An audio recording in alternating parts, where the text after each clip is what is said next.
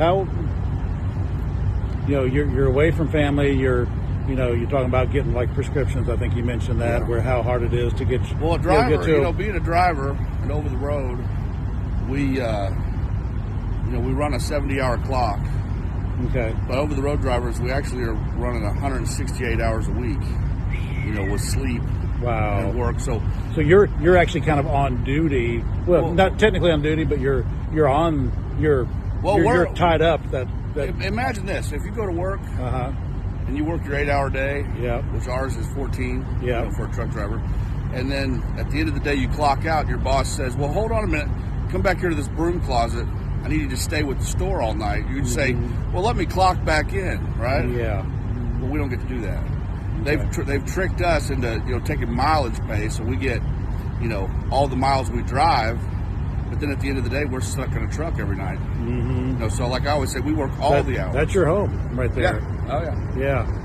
Tipton Hay Farm's been pretty good to me, and if I need a job, reach out.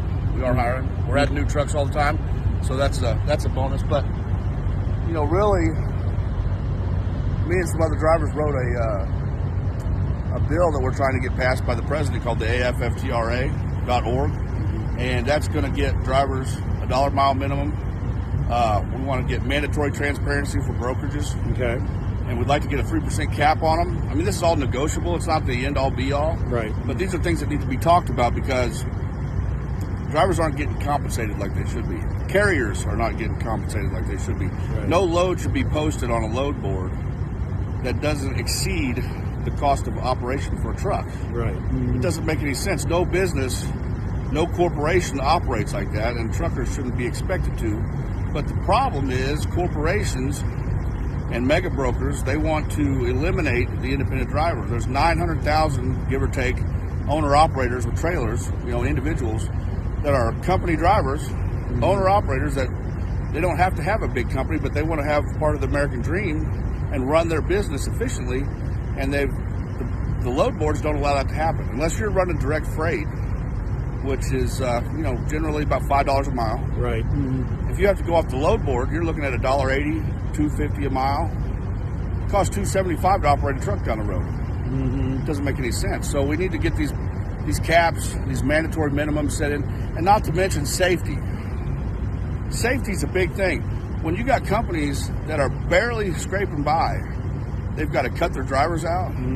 They've got to, worry about cutting corners on safety equipment, tires. A tire breakdown.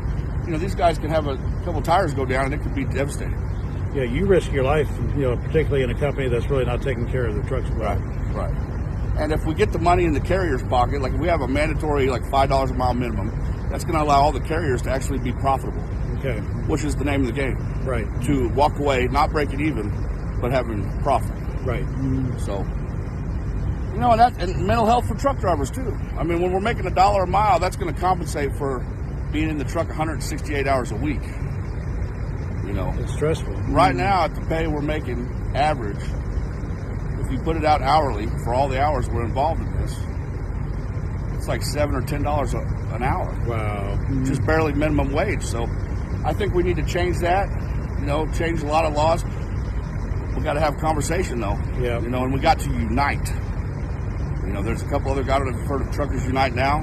Okay. Vince, he went to the Washington. Yep. The White House. Did you see him? Yep. Yeah, he's a friend of mine. And, we just got to get together. Yep. And have a voice. Love it. Right. Well, thank you. Appreciate you. No problem. All right.